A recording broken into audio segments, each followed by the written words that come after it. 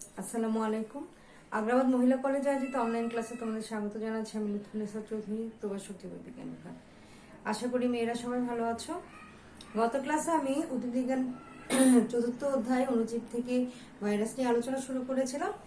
ভাইরাসের প্রকারভেদ, গঠন এবং তার জীবজগতে তার অবস্থান নিয়ে আলোচনা করেছি। আজ আমি আলোচনা করব ভাইরাসের গঠন হিসেবে। এইচআইভি ভাইরাসের গঠন নিয়ে গত ক্লাসে আলোচনা করেছে। আজ টিটু ফার্স ভাইরাসের গঠন নিয়ে বলবো।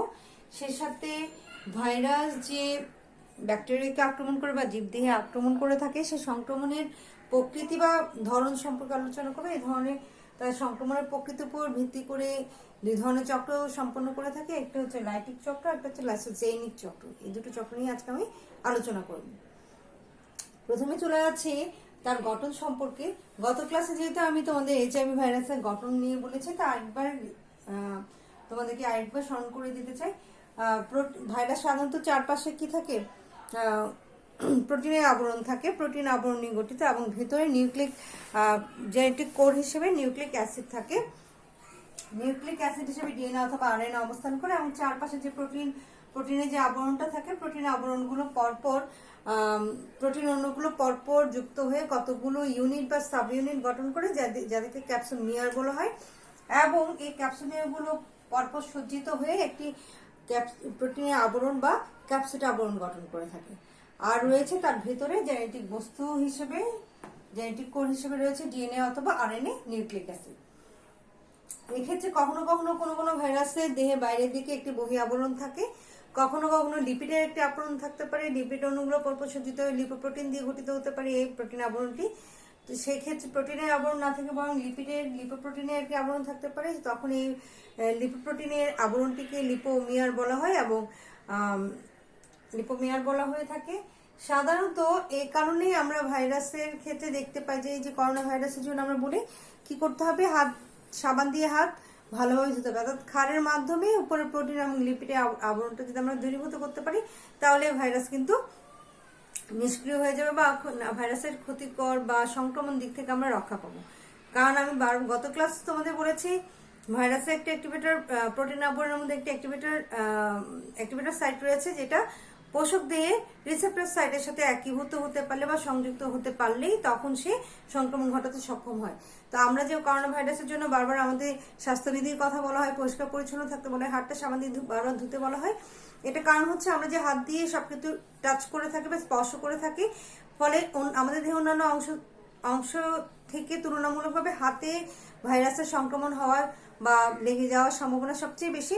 এই হাত দিয়ে যদি আমরা যাই কিছু ধরি না কেন, সে হাতটা যখন আমরা সাবান পানি দিয়ে ধুয়ে ফেলবো, অর্থাৎ ক্ষারের মাধ্যমে এই ক্যাপসিড আবরণ বা লিপোপ্রোটিনের লিপোমিয়ারের আবরণটিকে দূরীভূত করে ফেলতে পারলেই এই অ্যাক্টিভেটর সাইট কিন্তু দূরীভূত হচ্ছে। তখন ভাইরাসের নিউক্লিক অ্যাসিডটি কিন্তু আর সংক্রমণ ঘটাতে পারে না।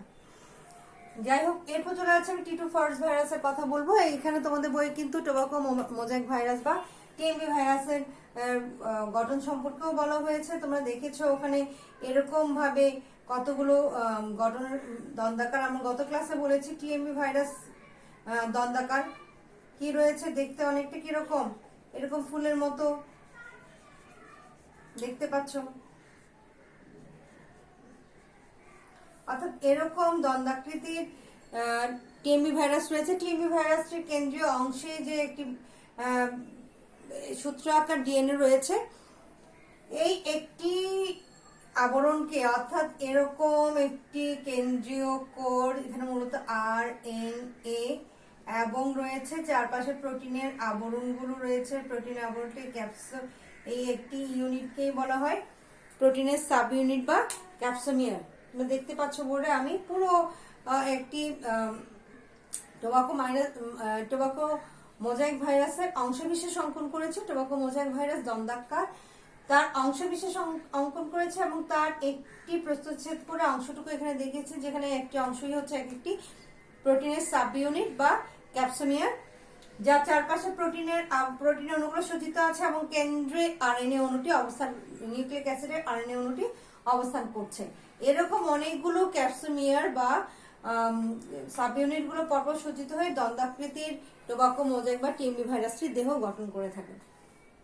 এখন আলোচনা করছি টিটু ফার্স ভাইরাস। টিটু ফার্স ভাইরাস খুব সার্বজনীন ভাবে পরিচিত একটি সাধারণ একটি ফার্স ভাইরাস। ফার্স ভাইরাস বলা হচ্ছে ফার্সকে, ফার্স শব্দের অর্থ হচ্ছে টু ইট, অর্থাৎ ভক্ষণ।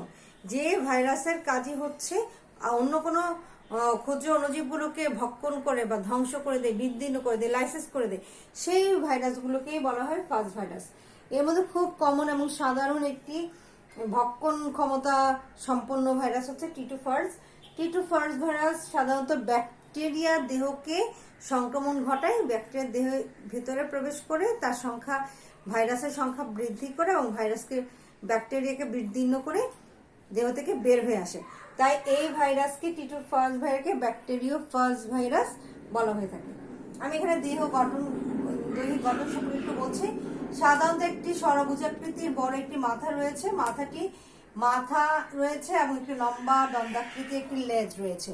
অর্থাৎ দেহটি দুটি অংশে বিভক্ত, মস্তক এবং লেজ। মস্তক এবং লেজ পুরোপুরি একটি প্রোটিন আবরণ দ্বারা গঠিত। আমি আবারও বলছি, মস্তক, লেজ অর্থাৎ পুরো দেহটি প্রোটিন আবরণ দ্বারা আবৃত থাকে। অর্থাৎ এই দেহের এই আবরণটি প্রোটিন দ্বারা গঠিত, প্রোটিন দ্বারা গঠিত এবং এর ভেতরে, মস্তকের প্রোটিন আবরণের ভিতরে একটি কেন্দ্রীয় দ্বিসূত্রক ডিএনএ থাকে। আবারও বলছি, নিউক্লিক অ্যাসিড হিসেবে কেন্দ্রীয় দ্বিসূত্রক ডিএনএ থাকে, যেটি জেনেটিক বস্তু হিসেবে কাজ করে থাকে। আর নিচে যে লম্বা লেজ দেখা যাচ্ছে সেটি বেশ দন্ডাকার এবং এর ভিতরে কোনো ডিএনএ বা আরএনএ থাকে না। এটি কয়েকটি অংশ নিয়ে গঠিত, যেমন কলার। দন্ডাকৃতি লম্বা অংশটিকে বলা হচ্ছে লেজ, আর উপরের দিকে রয়েছে কলার। নিচে একটি বৃত্তাকার বেস প্লেট রয়েছে, বেস প্লেটে কতগুলো স্পর্শক তন্তু এবং কাটার মতোগুলো স্পাইক থাকে। 6টি স্পর্শক তন্তু থাকে এবং বেশ কিছু কাটার মতো সাজানো স্পাইক থাকে। এর দৈর্ঘ্য কেমন? এর মাথার দৈর্ঘ্য হচ্ছে 95 থেকে 100 ন্যানোমিটার এবং প্রস্থ হচ্ছে 65 ন্যানোমিটার। লেজের ক্ষেত্রে এর দৈর্ঘ্য হচ্ছে যথারীতি 95 থেকে 110 ন্যানোমিটার এবং এর প্রস্থ বা পাশ হচ্ছে 15 থেকে 25 ন্যানোমিটার।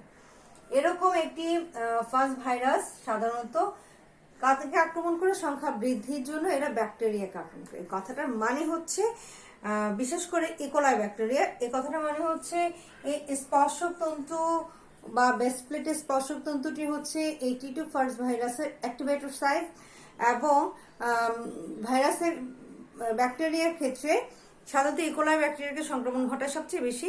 ইকোলাই ব্যাকটেরিয়ার কোষ প্রাচীরে এই রিসেপ্টর সাইট রয়েছে। এই রিসেপ্টর সাইট থাকার কারণে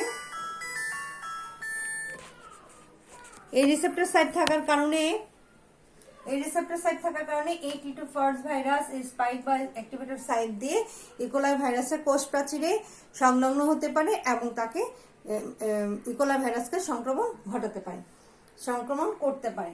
তাহলে দেখতে পাচ্ছি সাধারণত ইকোলাই, যেহেতু ব্যাকটেরিওফাজ ইকোলাই ভাইরাসের এক্ষেত্রে, যেহেতু টিটু ফার্স ভাইরাস বিশেষভাবে ইকোলাই ব্যাকটেরিয়াকে আক্রমণ করে, তাহলে টিটু ফার্স ভাইরাসের এই অ্যাক্টিভেটর সাইট ইকোলাই ভাইরাসের কোষ প্রাচীরের রিসেপ্টর সাইটের সাথে সংলগ্ন হতে পারে। এই সংক্রমণটি, টিটু ফার্স ভাইরাসের সংক্রমণ নিয়ে আলোচনা করে, যেহেতু ব্যাকটেরিয়ার বিশেষ বৈশিষ্ট্য, অনলি বৈশিষ্ট্য হচ্ছে সংক্রমণ ঘটানো, তাহলে সেই বৈশিষ্ট্যটার কারণেই ভাইরাস আমাদের দেহে বা জীবদেহে রোগ সৃষ্টি করতে পারে। ফলপ্রসূতিতে ভাইরাস জীবদেহের ভেতরে সংখ্যা বৃদ্ধি করতে সক্ষম হয়। তো এই ঘটনার প্রেক্ষিতে আমরা এখানে টিটু ফার্স ভাইরাসের ব্যাকটেরিয়া, বিশেষ করে ইকোলাই দেহে যে সংক্রমণ ঘটায়, তার দেহের ভিতরে প্রবেশ করে যে সংখ্যা বৃদ্ধি করে, সেই বিষয়টি নিয়ে আমরা এখন আলোচনা করব। এর কারণ হচ্ছে ব্যাকটেরিয়া ভাইরাস যতগুলো জীবদেহের ভিতরে প্রবেশ করে সংখ্যা বৃদ্ধি ঘটায়, তার এই সংক্রমণ করা বা সংখ্যা বৃদ্ধি করার দুটো প্রচলিত নিয়ম রয়েছে। একটিকে বলা হয় লাইটিক চক্র, আরেকটিকে বলা হয় লাইসোজেনিক চক্র। তো এখানে আমরা ইকোলাই ব্যাকটেরিয়া দেহের সংক্রমণের বিষয়টি আলোচনা করব। খুব কমন একটি কোশ্চেন হচ্ছে টিটু ফার্সের দৈহিক গঠন বর্ণনা করো। ইবোলা, এইচআইভি ভাইরাস বা এক্ষেত্রে আছে টিএমভি ভাইরাস, সেটা বইয়ে দেওয়া আছে, তোমরা সেক্ষেত্রে লিখে নিবা। এবং খুব কমন একটি বোর্ড কোশ্চেন বা ইম্পর্টেন্ট কোশ্চেন হচ্ছে লাইটিক চক্র এবং লাইসোজেনিক চক্র। স্পেশাল করে এভাবে বলে দেয় বা প্রকৃতির কথা বলে দেয় বা এদের মধ্যে পার্থক্যের প্রশ্নটাও খুব ভালো বারবার আসে, গুরুত্বপূর্ণ। তোমার প্রশ্নটা মেমোরাইজ। আমি এখন আলোচনা করছি টিটো ফার্স্ট ভাইরাসে ইকোলাই দেহে কিভাবে লাইটিক চক্র সম্পন্ন করে। লাইটিক চক্র কি? যে প্রক্রিয়ায় ভাইরাস ব্যাকটেরিয়ার দেহে প্রবেশ করে বা ভাইরাস জীব দেহে প্রবেশ করে, এখানে যেহেতু আমি ইকোলাই নিয়ে কথা বলছি, আমি ভাইরাসের কথা ব্যাকটেরিয়ার কথা বলবো। ফার্স্ট ভাইরাস ব্যাকটেরিয়ার দেহে প্রবেশ করে তার তার তার ডিএনএকে, ব্যাকটেরিয়ার ডিএনএকে লাইসিস করে ধ্বংস করে দেয় এবং নিজস্ব ডিএনএ ভাইরাল ডিএনএটির প্রতিলিপন সৃষ্টি করে ব্যাকটেরিয়ার দেহকে বিদীর্ণ করে বের হয়ে আসে, ছিন্ন ভিন্ন করে বের হয়ে আসে, তাকে বলা হচ্ছে লাইটিক চক্র। আবার কখনো কখনো এই গতিপথ অনুসরণ না করে ভাইরাস ব্যাকটেরিয়ার দেহে প্রবেশ করে ব্যাকটেরিয়াল ডিএনএর সাথে ভাইরাল ডিএনএকে একীভূত করে একটি প্রোফাজ গঠন করে। আমি আবারও বলছি, প্রোফাজ গঠন করে তার সংখ্যা বৃদ্ধি ঘটায়, প্রতিলিপন করে এবং পরবর্তীতে তার ব্যাকটেরিয়ার দেহে অবস্থান করে, কিন্তু ব্যাকটেরিয়ার কোষকে বিদীর্ণ করে না, বরং সংখ্যা বৃদ্ধি ঘটাতে থাকে। কয়েক দফায় সংখ্যা বৃদ্ধি করে অবশেষে সেখান থেকে সেই ভাইরাস ব্যাকটেরিয়াটিকে ধ্বংস করে চলে আসে। তাহলে এক্ষেত্রে একটি পার্থক্য দেখো, যখন এটি ব্যাকটেরিয়াল যে প্রক্রিয়ায় সংখ্যা বৃদ্ধির জন্য যে প্রক্রিয়ায় ব্যাকটেরিয়াল ডিএনএকে লাইসিস করে দিচ্ছে, ধ্বংস করে দিচ্ছে, শুধুমাত্র ভাইরাল ডিএনএটি এখানে প্রতিলিপন করে নিজস্ব বৈশিষ্ট্য বজায় রাখছে এবং ব্যাকটেরিয়ার দেহকে ছিন্ন করে বিদীর্ণ করে বের হয়ে আসছে, সেটা হচ্ছে লাইটিক চক্র। কিন্তু সেই গতিপথ ছাড়াও একটি গতিপথ আছে, সেটাকে আমরা বলছি লাইসোজেনিক চক্র। সেই চক্রে কি করে থাকে?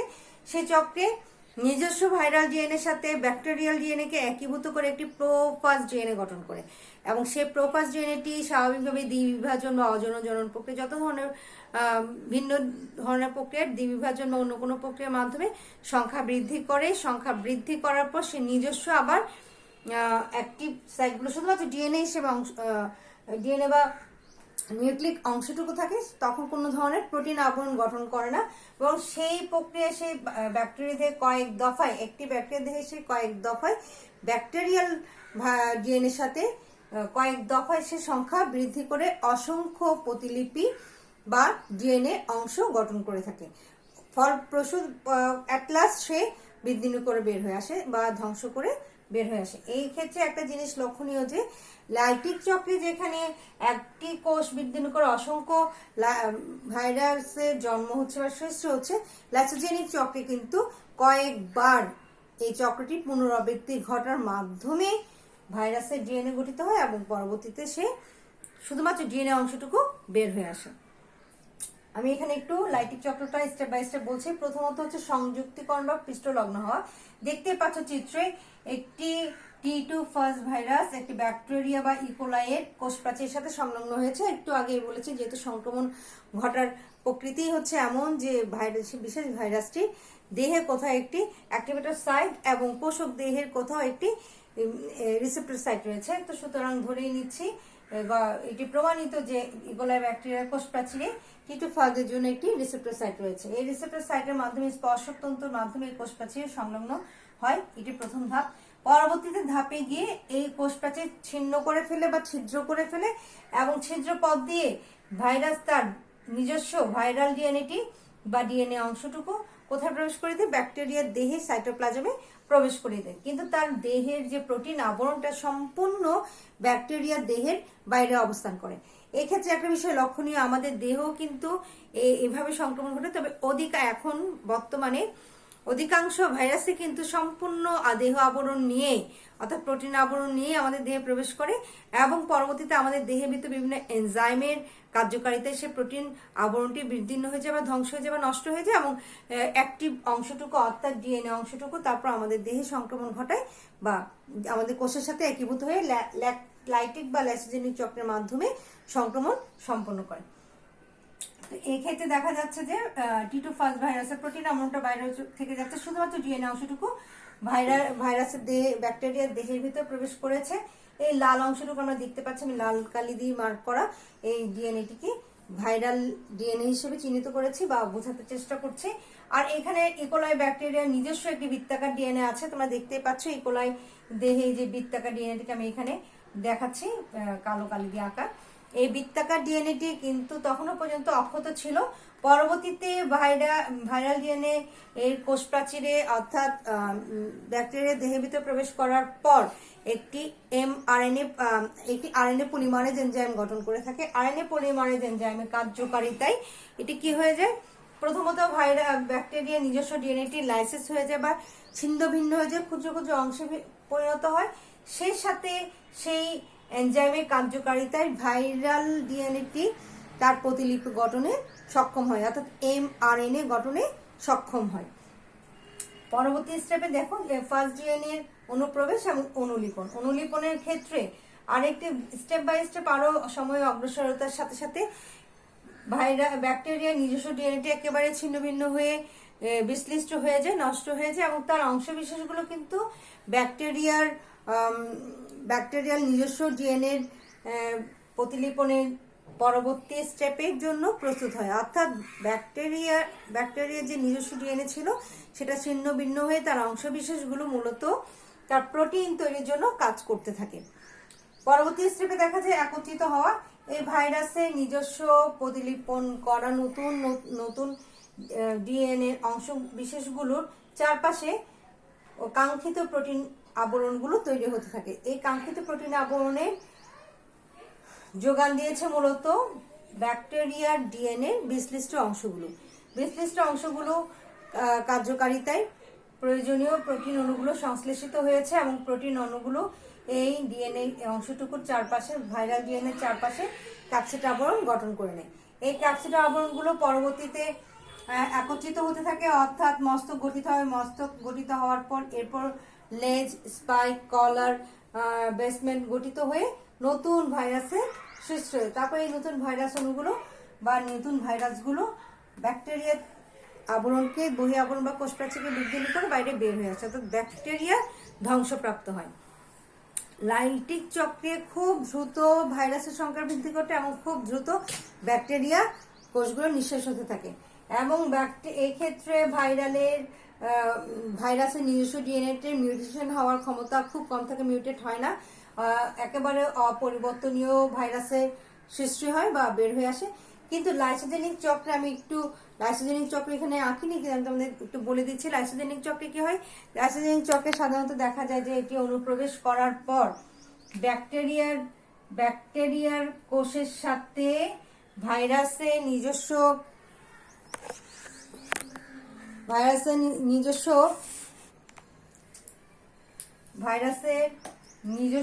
সেই ডিএনএটি একীভূত হওয়ার চেষ্টা করতে থাকে।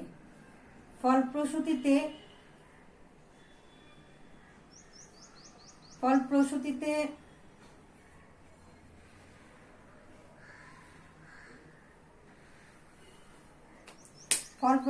দেখা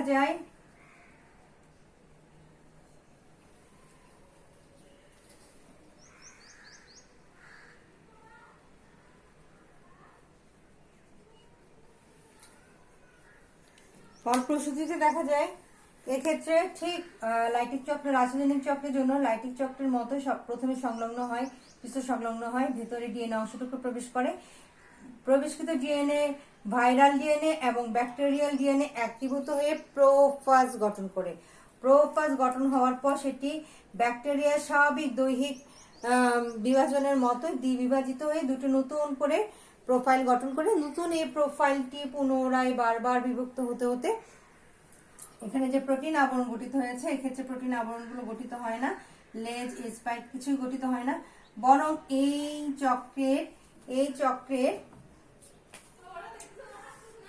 চক্রের পুনরাবৃত্তি ঘটতে থাকে।